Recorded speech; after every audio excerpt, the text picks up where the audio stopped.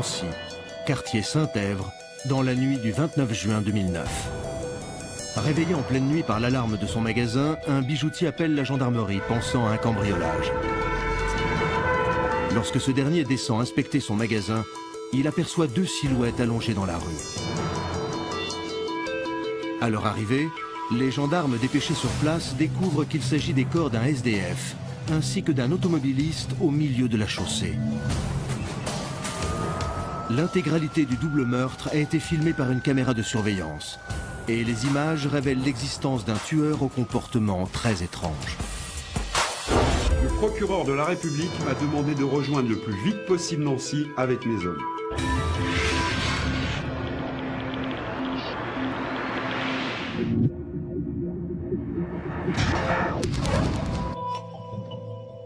Le général Carnot, qui dirige la section 13, se souvient précisément de cette affaire, classée jusqu'à aujourd'hui confidentielle, car non seulement ce drame a été filmé, mais en plus il révèle l'existence d'un tueur hors du commun. Un crime particulièrement étrange s'était produit en plein cœur de la ville et un assassin hors du commun avait été filmé lors de l'agression. Suite à l'appel du bijoutier, le capitaine Laurenceau de la brigade de gendarmerie se rend immédiatement sur place avec son équipe. À leur arrivée, il découvre en premier lieu cet homme couché au milieu de la route et à quelques mètres un SDF, sous un Porsche. À notre arrivée, nous n'avons pu que constater le décès de ces deux malheureux et les secours n'ont rien pu faire. Il y avait un homme d'une cinquantaine d'années, un sans-abri, qui était mort couché sur le côté. Il ne semblait victime d'aucune violence.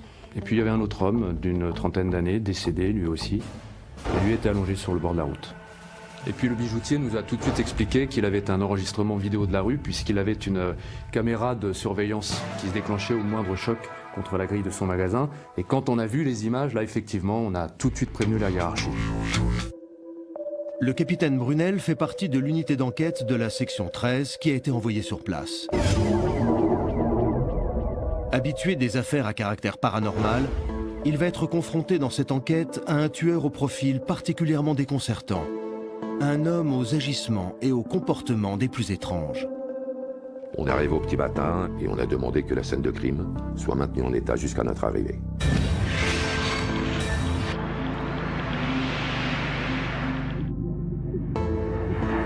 La brigade de Nancy avait fait boucler tout le quartier pour que l'on puisse opérer sur place. Quand on est arrivé, je crois que le double meurtre s'était produit 2 heures plus tôt.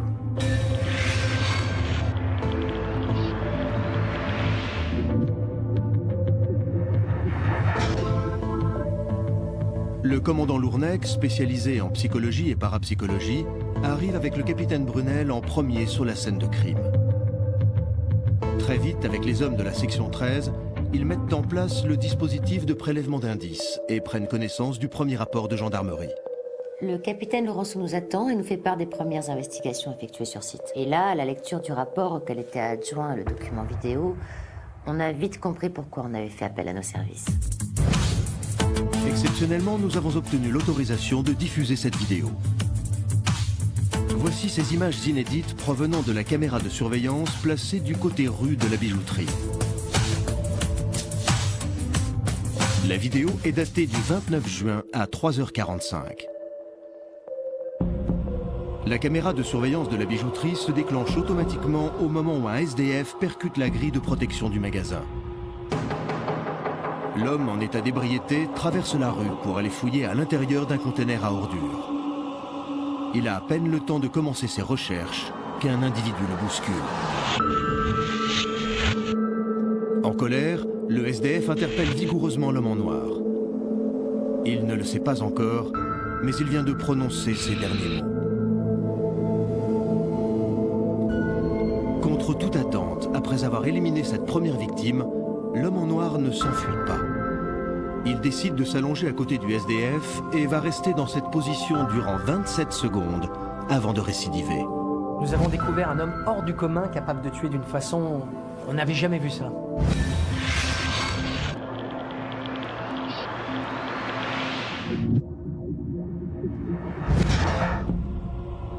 Le lieutenant Etchebari dirige la cellule scientifique de la section 13. Dès son arrivée, il découvre à son tour cet étonnant enregistrement du double meurtre.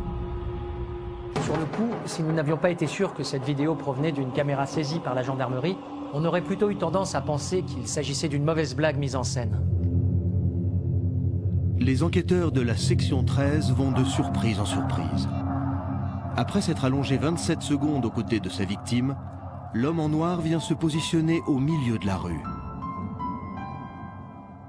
C'est alors qu'un automobiliste arrive et s'arrête brutalement face au tueur.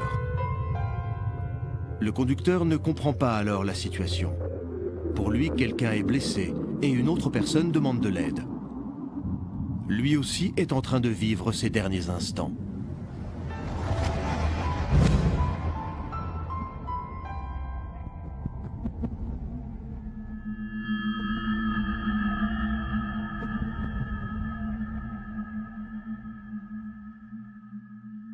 L'image est on ne peut plus déconcertante. Cet homme étrange est capable de tuer ses victimes en leur imposant sa main sur le front. Ils s'écroulent tous les deux comme ça, l'un contre l'autre. Une sorte de perte de connaissance, sauf qu'ils ne se réveilleront jamais.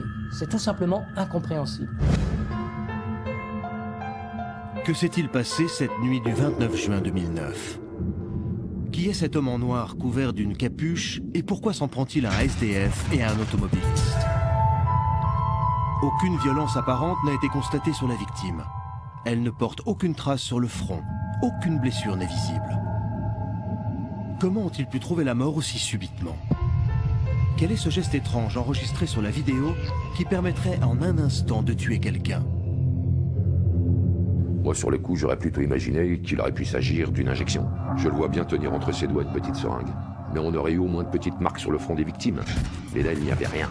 On est tous d'accord dans l'équipe pour dire qu'il a un truc. Peut-être un dispositif planqué dans sa manche qui pourrait faire une électrocution.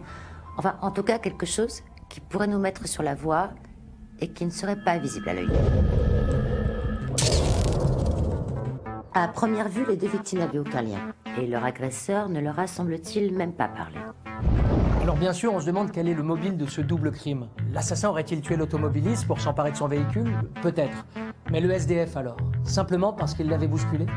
La question que je me pose en premier, c'est pourquoi se couche-t-il près du SDF après l'avoir tué? C'est pour le moins étrange comme comportement et c'est complètement dénué de sens. On se demande surtout s'il est en possession de toutes ses facultés. Et plus on regarde cette vidéo, et plus le côté irrationnel de son attitude est mis en avant. Sa façon de se déplacer, ce côté robotique qui ne laisse transparaître aucune émotion. Moi, sur le coup, je me dis que ce type est sous l'emprise d'une drogue ou d'un médicament. Il y a aussi ce moment où il s'arrête net après s'être relevé. Il semble parler à quelqu'un alors qu'il n'y a personne et il fait un geste comme pour compter des choses qu'il désigne. On est face à un malade, un drogué en plein délire, et il fallait absolument l'identifier au plus vite. Les enquêteurs de la section 13 ne parviennent pas à identifier le visage de l'assassin. La qualité de la vidéo est insuffisante. En revanche, le tueur fou n'a pris aucune précaution. Cette capuche rabaissée sur son front, on a comme l'impression qu'il se cache. Par contre, il ne s'est pas privé pour nous laisser pas mal de traces. L'homme en noir, après avoir tué 2 personnes et s'être emparé du véhicule, a très peu roulé. Il a abandonné la voiture quelques rues plus loin et s'est volatilisé dans la ville. Immédiatement, les membres de la section 13 s'intéressent de près au véhicule volé. Il avait laissé des empreintes partout, sur le volant, et sur le siège conducteur, on a retrouvé des cheveux qui n'appartenaient pas au propriétaire du véhicule. On a eu très vite l'information que le propriétaire du véhicule était le seul à le conduire. Donc il y avait de fortes chances que les cheveux trouvés soient ceux de l'assassin. Et c'est mon adjoint, Treskin, qui a effectué au labo les analyses biologiques afin de récupérer tous les éléments pouvant nous aider à identifier ce meurtrier.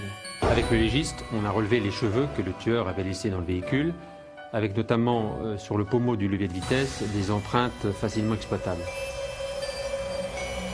L'adjudant Pierre Treskin, expert scientifique au sein de la section 13, se penche alors sur les fichiers d'identification répertoriés au sein des laboratoires de police et de gendarmerie. Si l'homme en noir a déjà eu affaire à la justice, il est forcément inscrit dans les fichiers. On n'a rien trouvé. L'homme en noir n'est absolument pas connu des services d'identification. Donc impossible de mettre un nom sur cet individu. Il n'a visiblement jamais eu affaire ni à la police ni à la gendarmerie. Pas d'identification possible. Je me mets alors au travail pour essayer de profiler cet individu. Et je peux vous dire que sur le coup, je suis un peu désorientée. Il n'y a visiblement pas de mobile, Et on a du mal à comprendre ses agissements. Qui est cet homme capable de tuer de la sorte? Les enquêteurs de la section 13 doivent l'identifier au plus vite. Mais pour qu'une piste soit envisageable, il faut trouver des indices qui permettent de définir le profil de l'individu. Quelqu'un qui opère au hasard sous forme d'impulsion, en général, c'est un dangereux psychopathe. Et sur le coup, je suis assez inquiète parce que je me dis qu'il va récidiver. Les enquêteurs de la section 13 vont devoir arrêter le mystérieux individu baptisé par la presse l'homme en noir. Un homme capable de tuer ses victimes en un éclair en donnant l'impression de les avoir à peine touchées. Je rentrais d'un reportage à l'étranger quand j'ai pris connaissance de cette nouvelle affaire.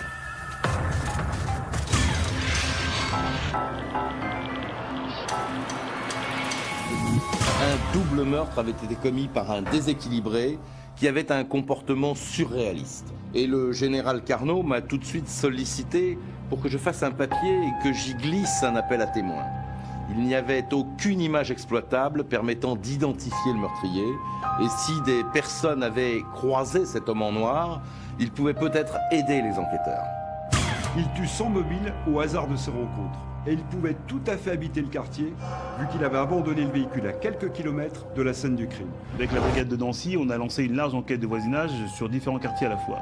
Autour du lieu de l'agression et autour du lieu où l'on avait retrouvé la voiture. On n'a rien trouvé. Des types habillés en noir avec une capuche, on nous en a signalé plusieurs, mais impossible de les identifier.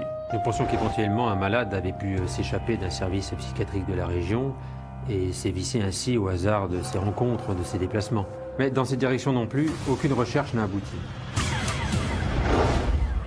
Les enquêteurs n'ont aucun élément pour tenter d'identifier l'individu. Ils se penchent alors, dès la première matinée d'enquête, sur le mode opératoire avec lequel l'homme en noir tue ses victimes. Le général Carnot et son équipe espéraient trouver un élément tangible qui expliquerait la mort de ces deux personnes. L'agresseur avait dû utiliser un produit ou quelque chose qui aurait empoisonné les victimes et les aurait ainsi terrassées. Les corps des deux victimes de l'homme en noir ont été emmenés à l'Institut médico-légal de Nancy. Intrigués par la cause du décès des deux hommes, les enquêteurs de la section 13 vont alors faire une étonnante découverte. Le rapport d'autopsie pratiqué au centre médico-légal indique que la mort est survenue à la suite d'un AVC, et plus particulièrement à la suite d'un accident hémorragique cérébral. Or, l'autopsie pratiquée ne révèle aucune anomalie cardiaque. Et là, franchement, on comprend rien. Comment un homme peut-il provoquer un AVC chez quelqu'un d'autre? C'est du jamais vu. Et en plus, en faisant un geste très simple. Et puis un accident cardiovasculaire cérébral, ça n'arrive que très rarement, fort heureusement. Et là, on en avait deux d'un coup. Alors ça semble évident que cela pouvait difficilement être le fruit du hasard. Comment expliquer que les deux victimes soient toutes les deux décédées d'un arrêt vasculaire cérébral? S'agit-il d'une coïncidence? Les enquêteurs de la section 13 sont persuadés qu'il faut qu'ils découvrent le mode opératoire du tueur pour mieux le cerner. On a cherché, j'ai appelé pas mal de collègues, des spécialistes de la question, mais personne n'avait entendu parler d'un AVC provoqué par un élément extérieur. On se demande alors quelle relation peut-on faire entre le geste mortel de l'agresseur et les circonstances de la mort de ces deux hommes. Et avec aussi peu d'indices, la tâche s'annonçait très compliquée. Ordre que les rues de Nancy soient quadrillées par des patrouilles de gendarmerie et de police. Et en parallèle, que les caméras de surveillance soient exploitées. De nombreux contrôles d'identité sont effectués dans la zone où a eu lieu le double meurtre et sur le secteur où le véhicule volé a été retrouvé. L'homme en noir est activement recherché et des appels à témoins sont lancés via la presse et la télévision. Les recherches jusqu'ici sont au point mort. Quelques pistes, certes, mais les policiers de retour. Cet appel à témoins diffusé par la brigade criminelle et voici l'image la plus récente du suspect. Il marche tranquillement et ne semble en aucun cas paniqué. Le procureur de la République a lancé en début de soirée un appel à témoins. Les personnes qui pourraient avoir des informations... Et c'est alors qu'un rebondissement va subitement faire avancer l'enquête et lui donner une nouvelle direction. Nous sommes le lendemain du double meurtre. Il est 22h30 je crois et je rassemble mon équipe. On faisait le point sur les opérations de la journée quand Carnot a reçu un appel de la gendarmerie. L'homme en noir venait de récidiver et on avait de nouveau des victimes. Le mercredi 30 juin 2009, le lendemain du double meurtre, alors que les membres de la section 13 sont en séance de débriefing, à quelques kilomètres de la brigade de gendarmerie dans le quartier Saint-Èvre, une altercation a lieu. Le capitaine Laurenceau, en patrouille dans le secteur, arrive en premier sur place. Quand on est arrivé place Saint-Èvre avec les secours, ils n'ont rien pu faire, c'était trop tard.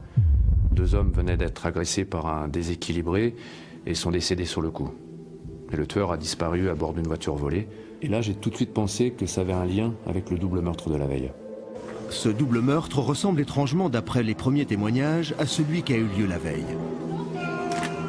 Plusieurs centaines de témoins ont assisté à la scène, et l'un d'eux apporte un témoignage particulièrement intéressant. Et là, un homme s'est présenté à nous. Il m'explique qu'il a tout filmé avec son téléphone. Et là j'ai eu un choc. C'était cet homme en noir, habillé de la même façon, avec sa capuche sur la tête. Le témoin qui se présente au capitaine Laurenceau vient d'assister au drame et a filmé la scène. Il s'appelle Jean Kérusi. Il était assis à la terrasse d'un café quelques minutes avant le drame. Quelques années plus tard, il a accepté de revenir avec nous sur cette soirée qu'il n'est pas prêt d'oublier. J'étais avec 3 potes, on allait boire un coup. Et puis à un moment donné, un de mes amis se lève et me dit « Mais mate le mec derrière toi ». Et là, je vois ce gars étrange, au milieu de la route, qui faisait des gestes bizarres. Il empêchait les voitures d'avancer. Je ne comprenais pas trop pourquoi. Il avait quelque chose de vraiment pas net, ce type. Donc là, par réflexe, je sors mon téléphone et je me mets à filmer la scène, quoi.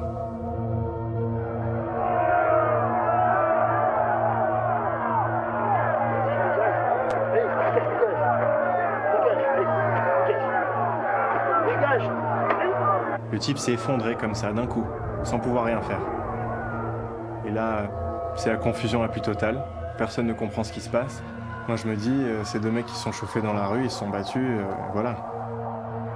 Et là, il y a un autre mec qui a voulu intervenir.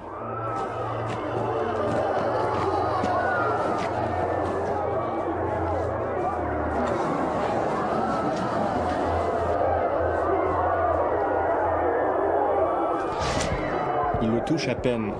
Et il s'effondre d'un coup, comme ça. Comme le premier. L'homme en noir est monté à bord de la voiture du gars qui venait de mettre au sol. Et il est parti, comme ça. Il y avait une foule autour de lui, personne n'a rien. Moi, j'étais là, j'étais encore en train de filmer. Il y a un médecin qui arrive. Il s'agenouille, il leur prend le pouls. Là, je dois dire que ça a été...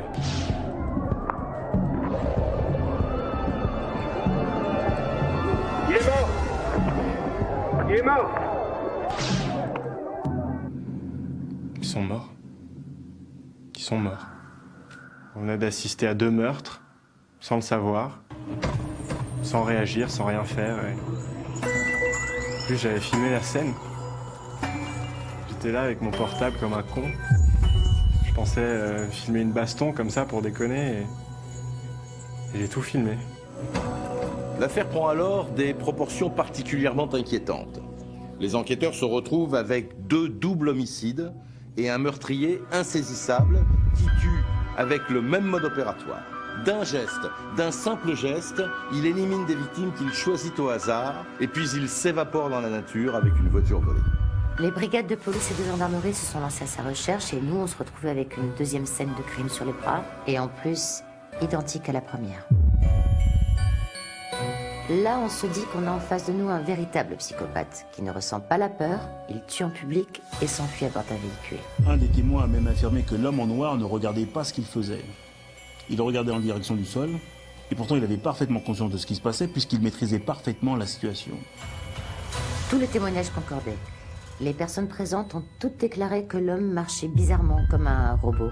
Certaines pensaient qu'il avait bu ou était drogué. C'est incroyable, rien ne l'arrête. Et en plus, ce soir-là, notre assassin n'en avait pas encore fini. Toutes les forces de police et de gendarmerie de Nancy ont été mobilisées. Il fallait retrouver le véhicule. La veille, il l'avait abandonné à peine à quelques rues de l'endroit où il avait éliminé ses victimes. Alors on a procédé à des recherches en spirale autour de la scène de crime. Il ne devait pas nous échapper et en très peu de temps, on a retrouvé le véhicule. 20 minutes après le drame, les enquêteurs retrouvent la voiture volée par l'homme en noir. Le tueur fou a visiblement utilisé le véhicule comme une voiture bélier et il a défoncé la devanture d'une épicerie qui était encore ouverte. Un incendie a endommagé une bonne partie du magasin. Le véhicule qui a défoncé l'épicerie Eh bien, celui qui a été volé par l'homme en noir, place Saint-Èvre. Cette fois, ce malade est allé plus loin et lorsqu'on arrive, il a disparu. On a tout de suite fait un saut jusqu'à l'épicerie qui se trouvait à 2 km de la place où il venait de tuer les 2 automobilistes.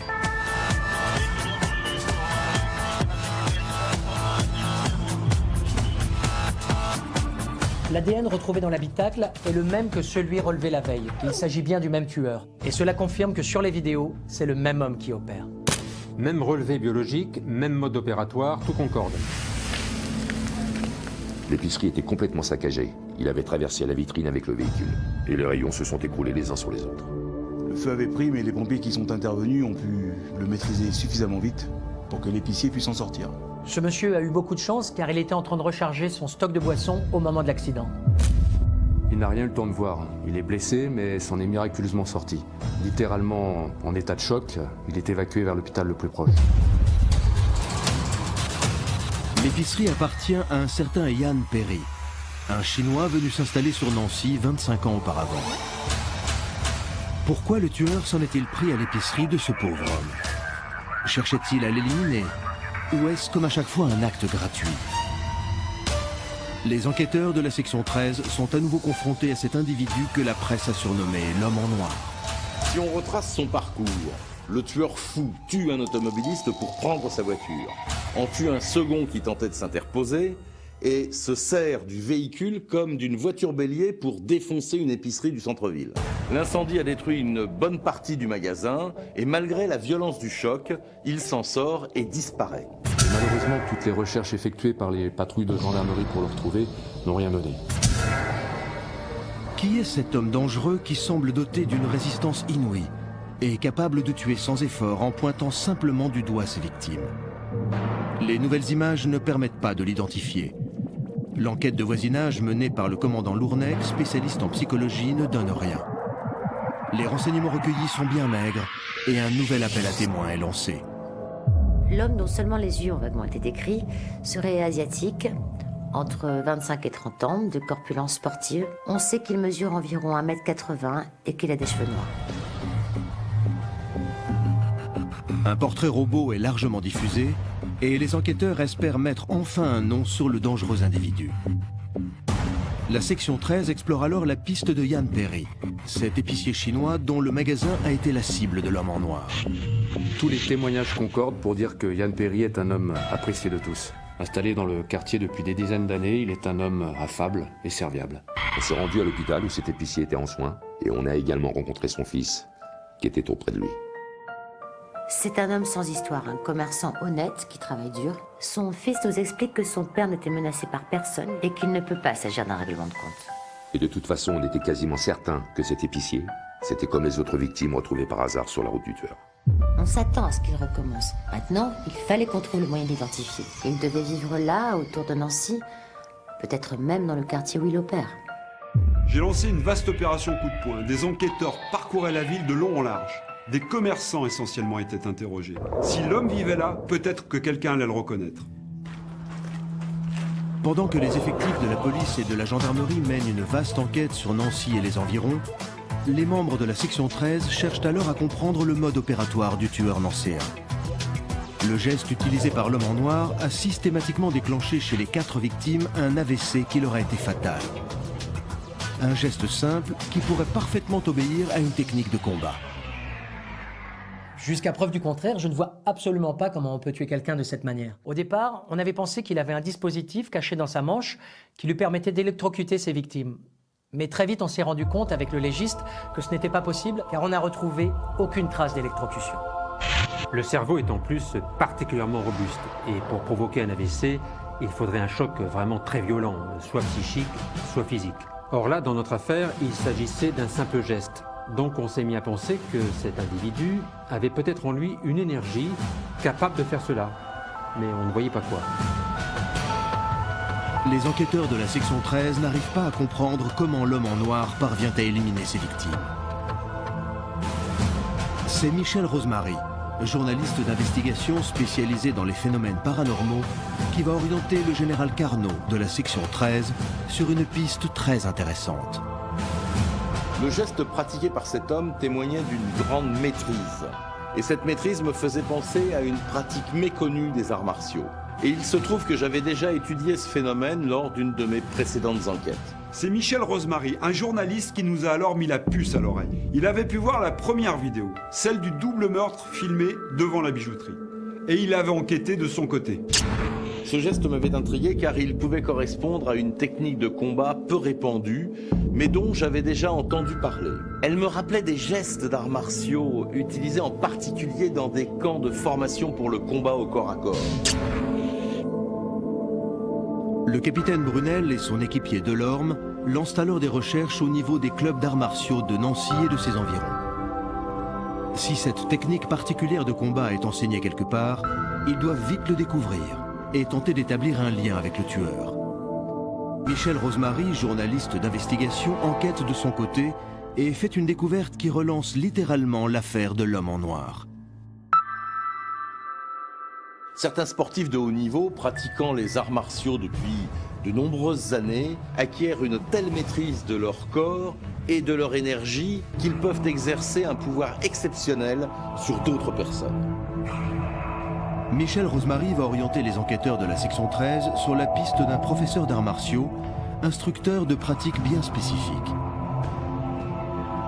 Le vieil homme d'origine asiatique a enseigné pendant plusieurs années à Nancy avant de monter son propre club aux États-Unis. Il s'agissait d'un club privé et j'avais appris par le biais d'un ancien judoka que certains légionnaires avaient même été formés là-bas. Et en fouillant dans cette direction, nous sommes arrivés à un résultat. Le dirigeant d'un club aux États-Unis nous a dit connaître une technique qui pouvait s'apparenter à celle utilisée par notre tueur.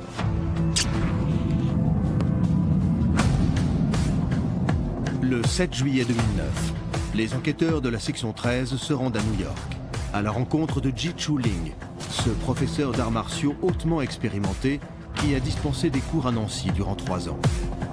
Le gars qui nous a reçus s'appelait Ji Chu-ling, je crois. C'était un expert en arts martiaux.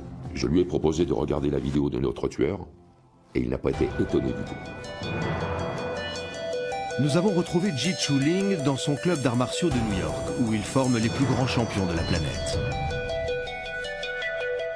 Exceptionnellement, il a accepté de revenir avec nous sur cette incroyable affaire. Je me souviens très bien de ces enquêteurs.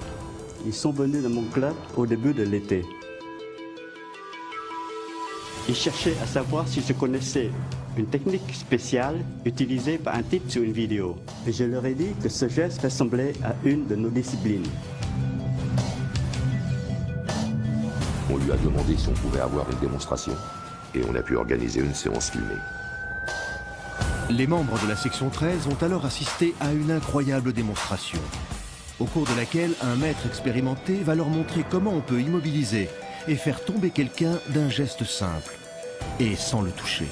Cette démonstration allait s'avérer être déterminante pour notre enquête, car nous allions découvrir qu'il existe un moyen de neutraliser un adversaire, et même de le tuer. Et on allait comprendre que finalement, tout est une question de maîtrise de son énergie et de concentration, surtout lorsque nous avons pu assister à la première démonstration. Ji Chu-ling organise alors devant les membres de la section 13 une séance dont nous avons pu nous procurer les images. Avec l'accord du service de cinéma des armées, nous avons eu l'autorisation de diffuser 2 extraits particulièrement révélateurs de cette technique de combat. Cette première démonstration réalisée sans trucage est des plus impressionnantes. Le grand maître parvient à déstabiliser son assistant en lui transmettant une énergie par percussion à 80 cm de son visage. C'était vraiment impressionnant, je vous le dis. Je n'avais jamais vu un truc pareil. C'est complètement dingue, je sais pas comment dire. Ce type était capable de vous faire perdre pied à distance. L'énergie permet de faire des prouesses extraordinaires. Et on peut maîtriser l'adversaire sans le toucher. Tout est une question de concentration et de canalisation de cette énergie. Il n'y avait pas d'astuce. Cet homme particulièrement entraîné était capable de maîtriser un individu sans le toucher. Et la suite allait être encore plus évocatrice. J'ai pu assister à cette première démonstration et après avoir fait chuter quelqu'un à distance, il a pratiqué exactement le même geste que le tueur et là, ça dépassait tout ce que l'on pouvait imaginer. Et je dirais aussi que c'était particulièrement inquiétant de voir à quel point, finalement, avec pas grand-chose, on arrivait à éliminer quelqu'un.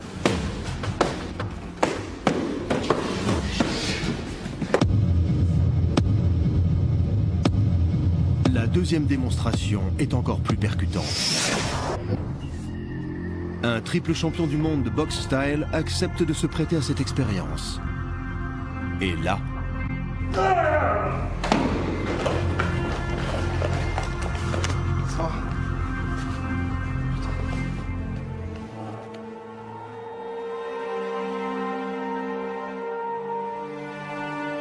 Devant les membres de la section 13, Ji Chuling a éliminé son adversaire par KO en exécutant exactement le même geste que l'homme en noir.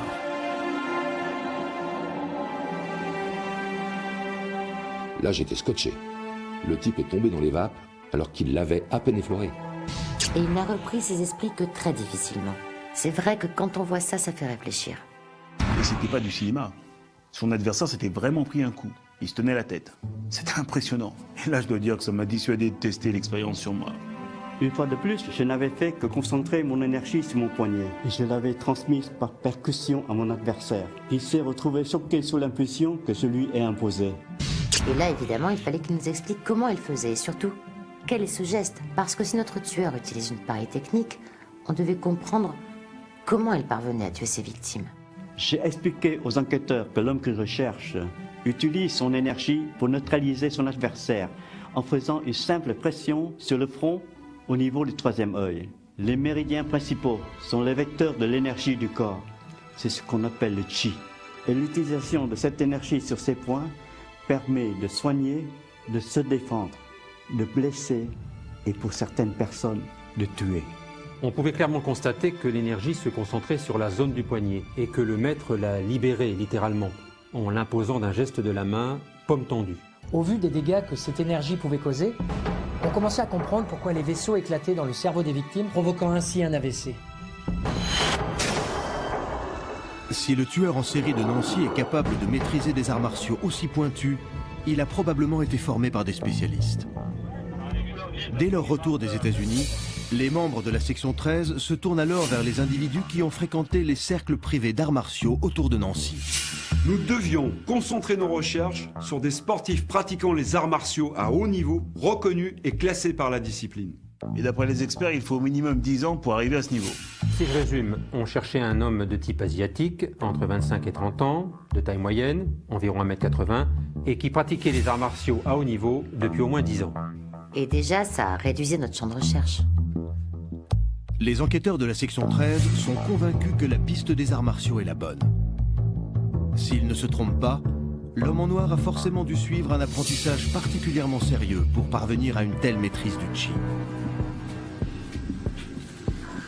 C'est alors qu'un incroyable rebondissement relance les enquêteurs de la section 13 sur la piste de l'homme en noir.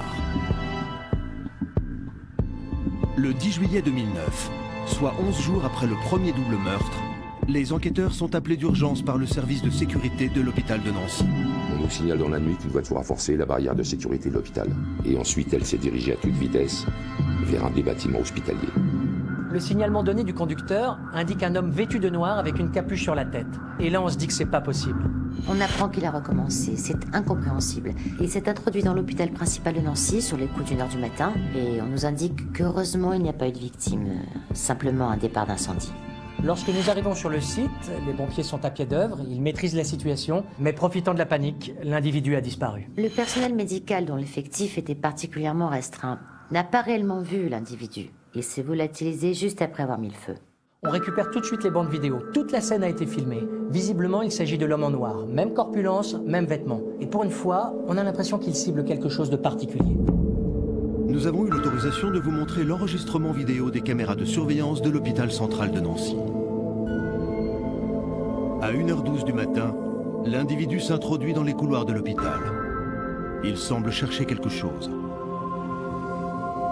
Il a toujours ce comportement étrange, désorganisé et désorienté. Après quelques minutes de déambulation, il monte à l'étage et s'arrête devant la chambre numéro 6. Il attend quelques instants et décide de mettre le feu à un chariot de linge stationné dans le couloir. Au bout de quelques secondes, une épaisse fumée envahit le rez-de-chaussée de l'hôpital et l'homme en noir disparaît. En regardant la vidéo, on était quasiment sûr que c'était lui. Et par précaution, on a vérifié. Mon équipe effectue tous les relevés sur place et on trouve des empreintes très nettes sur l'une des portes battantes de l'hôpital. Et là, nous sommes certains que nous avons affaire au même individu. On n'a quasiment pas de doute, les images parlent d'elles-mêmes. On sait que c'est notre homme. Il a récidivé certes, mais sans faire de victime. Pourquoi? Parce que les pompiers sont intervenus à temps. Les enquêteurs de la section 13 découvrent alors que dans l'incendie, 2 malades hospitalisés ont été légèrement asphyxiés. Et fait troublant, l'une de ces 2 personnes est un certain Yann Perry, cet épicier dont le magasin avait été défoncé par une voiture bélier conduite par l'homme en noir. La coïncidence est vraiment frappante. L'individu s'est directement introduit dans l'hôpital où séjournait l'épicier. Et il a mis le feu devant sa chambre et il a disparu. De plus, le temps d'arrêt qu'il marque devant cette chambre est révélateur. Ce n'est pas une chambre choisie au hasard non plus. Il s'agit de la chambre où se trouve Yann Perry. Et là, on se dit que si ce n'est pas le fruit du hasard, cela sous-entend que l'homme en noir connaît l'épicier, qu'il peut s'agir d'un proche, et qu'il est peut-être même déjà venu dans cet hôpital. Là, nous avons un début de piste. Il n'a pas tué cette fois-ci en utilisant son mode opératoire habituel, et heureusement, on ne déplore aucune victime. Mais il semble évident qu'on a un élément essentiel qui se dégage. Notre individu semble vouloir s'en prendre à l'épicier. Maintenant, reste à savoir pourquoi il s'en prend à lui. Cette piste nous semblait vraiment intéressante parce que si l'on regarde les faits depuis le premier double meurtre, l'homme en noir s'est emparé d'un véhicule, il n'est pas allé très loin et il l'a abandonné. Au deuxième double meurtre, il atteint son but.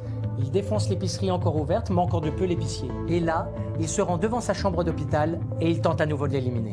Cela semble probable que notre tueur n'agisse finalement pas tant au hasard que ça. Maintenant, son attitude reste tout de même dépourvue de logique. Pourquoi s'embarrasse-t-il à mettre le feu à un chariot alors que la porte de la chambre était ouverte et que rien ne l'empêchait à ce moment-là de rentrer et d'éliminer l'épicier?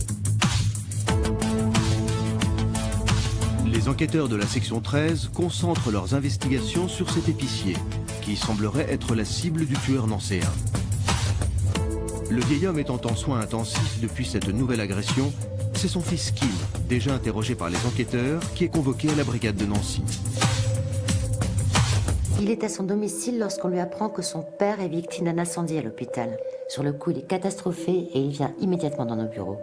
Et là, je me souviens, Kim Perry est alors en route pour nous rejoindre à la brigade. Et un des membres de l'équipe qui travaillait sur les licenciés des clubs d'arts martiaux vient nous voir avec une sacrée surprise. Dans la liste des pratiquants d'arts martiaux figure un certain Kim Perry. Il a suivi des cours particulièrement poussés dans cette discipline et il a même remporté pas mal de titres lors de compétitions officielles. Et comme il est en train de rejoindre nos bureaux, là on se dit qu'on va avoir d'autres petites questions à lui poser. Kim Perry arrive dans les locaux de la brigade de gendarmerie quelques minutes plus tard. Les enquêteurs sont intrigués par les diplômes d'arts martiaux que le jeune homme a gagnés. Kim Perry pourrait-il avoir un lien avec l'homme en noir? La rencontre se déroule dans les locaux de la brigade de gendarmerie de Nancy en fin d'après-midi et les enquêteurs vont aller de surprise en surprise. J'ai demandé à mes enquêteurs de procéder intuitivement avec notre suspect. Il venait en qualité de témoin et je ne voulais pas qu'il puisse penser une seule seconde que l'on pouvait le soupçonner. Car bien souvent dans ces cas-là, les individus se braquent, demandent à avoir un avocat et la procédure s'enlise. Lournec a volontairement posé sur la table un trophée de judo qu'elle a emprunté à un collègue, histoire d'aborder le sujet ni vu ni connu. Quand il est arrivé, il a vu le trophée qui était posé sur un coin de la table et on a tout de suite abordé le sujet des arts martiaux. Il semblait plutôt passionné. Il nous a indiqué qu'il pratiquait cette discipline depuis qu'il était petit. Il nous raconte qu'il a vécu quelques années aux États-Unis et qu'il n'est rentré que depuis 6 mois. Il semble avoir acquis un excellent niveau et il est 7e dan. Il nous dit que sa famille est très fière de lui car en plus du côté sportif des combats, il y a toutes les valeurs morales instruites dès le début de l'apprentissage. Lournec le fait parler de cette passion et elle lui demande si depuis tout ce temps, il maîtrise le chi. Sa réponse est directe et honnête. Bien sûr qu'il sait maîtriser son énergie, il est d'ailleurs très bon. Mais ce n'est pas son but de s'en servir, il n'aime pas la violence. Et il nous affirme qu'il ne ferait pas de mal à une mouche. Officiellement, à ce stade de l'enquête, on n'a rien contre Kim Perry. Mais différents points tout de même nous interpellent. L'autre point qui éveille notre attention, c'est qu'il dormait chez son père rue Callot. Or, c'est non seulement le lieu où les premiers meurtres ont été commis, mais c'est aussi à 500 mètres de la deuxième scène de crime. D'accord, ça peut être le fruit du hasard. Mais moi, le hasard, je l'étudie. Et à la fin de l'entretien, je lui ai proposé un verre d'eau. Il faisait chaud et je voulais procéder à une petite vérification. On avait l'ADN du tueur et si par hasard il s'agissait de Kim Perry, c'était facile à vérifier. On a donc récupéré le gobelet dans lequel il avait bu et on a envoyé tout ça au labo. Et par précaution, on a mis en place une filature discrète pour suivre ses faits et gestes en attendant les résultats. Kim Perry semble sur de nombreux points correspondre au profil du suspect recherché par la section 13. Et l'ADN qu'il a laissé malgré lui aux enquêteurs va permettre de le confondre ou de le mettre hors de cause. Le soir même, les membres de la section 13 mettent en place un dispositif pour suivre les allées et venues de Kim Perry. Les résultats du labo sont prévus pour arriver courant de la nuit. Et en attendant, le jeune homme est surveillé de près. Et vers 20h30, Kim Perry quitte son domicile et prend sa voiture. Les gendarmes préviennent le poste de commandement et prennent le véhicule en filature. C'est alors que sa voiture quitte brutalement l'autoroute, pénètre sur une bretelle à contresens et reprend la direction du centre-ville. Sur le coup, on se dit qu'il a repéré les gendarmes derrière lui et qu'il cherche à s'en débarrasser. Les gendarmes, devant ces manœuvres plus que dangereuses en plein centre-ville, parviennent à suivre Kim Perry. Et soudainement, l'homme adopte une attitude étrange. Kim Perry stoppe sa voiture, il sort, il marche au milieu de la rue, s'assoit et se couche quelques secondes comme s'il voulait se rendre. Les véhicules de la gendarmerie s'arrêtent, il s'approche de Kim, il semble avoir un comportement vraiment étrange, comme s'il venait de se réveiller en sursaut. Quand on l'emmène à la brigade, il est vraiment bizarre. Il semble complètement endormi, comme si on l'avait sorti du lit. Je pense qu'il a bu, et pourtant l'équilotests démontre qu'il n'a ingurgité aucun alcool. Là, on l'a mis en garde à vue pour infraction au code de la route et conduite dangereuse. Et c'est là que l'enquête va faire un formidable bond en avant. Alors que Kim Perry est en garde à vue, tout va s'accélérer, car ce que le lieutenant Etchebarri va découvrir va conforter les enquêteurs dans leurs suppositions. On reçoit les résultats des analyses ADN et les gars du labo sont formels. Kim Perry est bien l'auteur des 4 meurtres. Là, on n'avait plus aucun doute. On avait notre tueur. Et de plus, il était déjà derrière les barreaux. Au vu de ces preuves irréfutables, les enquêteurs savent maintenant que Kim Perry a perpétré ces 2 doubles meurtres ainsi que l'incendie à l'hôpital.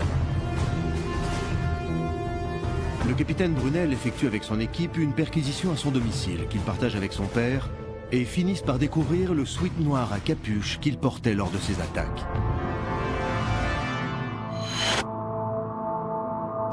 Face à tous ces éléments, Kim Perry aurait donc voulu attenter à la vie de son père, faisant des victimes collatérales sur son passage. Mais contre toute attente, et malgré ces preuves accablantes, l'accusé comme son père vont nier les faits. Malgré tous ces éléments qui ne peuvent absolument pas être remis en cause, Kim clame son innocence. Il répète sans arrêt que ce n'est pas lui. À chaque fois, il dormait chez son père. Oui, c'était rue Callot, près de la place Saint-Èvre, mais il n'est pour rien dans tous ces crimes. Le père de Kim est formel, son fils était chez eux au moment des faits, il jure l'avoir vu se coucher. Il ne faisait que répéter qu'il dormait ces nuits-là, qu'il n'était jamais sorti de chez lui. Alors on lui a mis un petit peu la pression lors des interrogatoires, mais il tenait toujours le même discours. Il ne comprenait pas pourquoi son ADN et ses empreintes étaient présents sur les lieux des crimes. Les gendarmes de la section 13 soupçonnent Yann Perry de vouloir protéger son fils, malgré les faits qui lui sont reprochés. L'ADN, les empreintes digitales relevées dans les voitures volées, tous ces éléments accablent Kim Perry et sa culpabilité ne fait aucun doute. En revanche, de nombreuses zones d'ombre restent à éclaircir. Comment expliquer que l'homme en noir, s'il vivait chez son père, ne l'ait pas tué directement? Comment expliquer ce comportement étrange, parfois irrationnel, le poussant jusqu'à aller s'allonger près d'une victime? Cet homme, doté d'un pouvoir exceptionnel pour tuer, semble bien cacher ses secrets. Et un fait nouveau d'une importance capitale va éclairer l'affaire sous un nouveau jour. Le commandant Lournec m'a demandé de prolonger sa mission sur l'affaire. Car d'après elle, il y avait quelque chose qui ne collait pas. Je ne comprenais pas comment ce garçon qui, il est vrai, était plutôt quelqu'un avec la tête sur les épaules, sérieux, pouvait devenir en pleine nuit un assassin au sang-froid, redoutable. Et lorsqu'on livre un assassin à la justice, la preuve ADN est une chose. Mais l'absence de mobile, l'absence d'explication tangible demeure un handicap pour mener à bien le procès. En accord avec Carnot, j'ai demandé une analyse biologique complète sur la personne de Kim Perry. Sous le contrôle du commandant Lournec et du lieutenant Etchebarri, Kim Perry est transféré au CHU de Nancy. Les analyses sanguines révèlent une substance réellement inquiétante dans le sang de l'homme en noir. Les examens sanguins pratiqués à l'hôpital sur Kim ont révélé que des traces d'un médicament spécifique sont présentes dans son sang. Il prenait un somnifère et cette molécule a été retrouvée dans le sang de Kim. Ce somnifère, dont nous tairons le nom, fait aujourd'hui l'objet d'un procès à échelle internationale. Interdit dans de nombreux pays, sa molécule est soupçonnée d'occasionner chez certains patients de graves crises de somnambulisme. Si Kim Perry, alias l'homme en noir, est frappé par de pareilles crises, sa responsabilité dans ces crimes pourrait être remise en cause. Ces résultats apportaient une vision nouvelle sur la culpabilité de Kim. Alors, en accord avec les autorités judiciaires, nous l'hospitalisons sous haute surveillance et nous le soumettons à un examen de polysomnographie ainsi que d'autres tests du sommeil.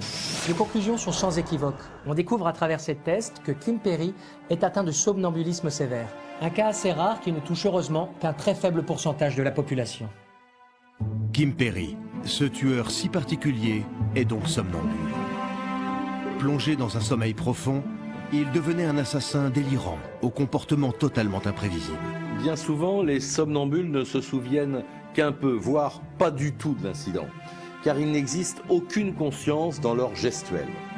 Bien que leurs yeux soient ouverts, leur visage est sans expression. Le somnambulisme peut durer entre 30 secondes et une demi-heure, et en faisant ces constatations, les enquêteurs ont commencé à comprendre ce comportement étrange de celui qu'ils appelaient l'homme en noir.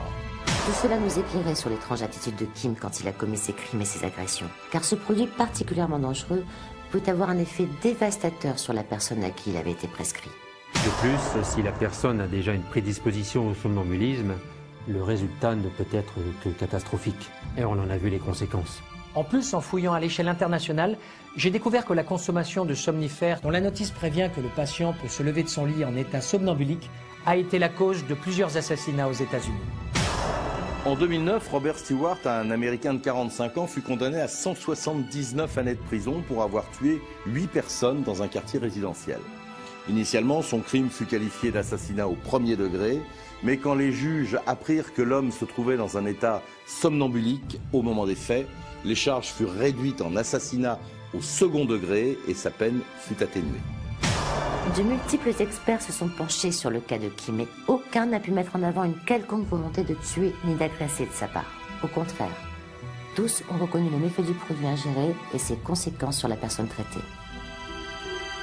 Le collège d'experts mandaté par la justice pour expertiser le cas de Kim Perry est arrivé à la même conclusion. Son état d'inconscience et de somnambulisme au moment des faits est lié à la prise de ce somnifère.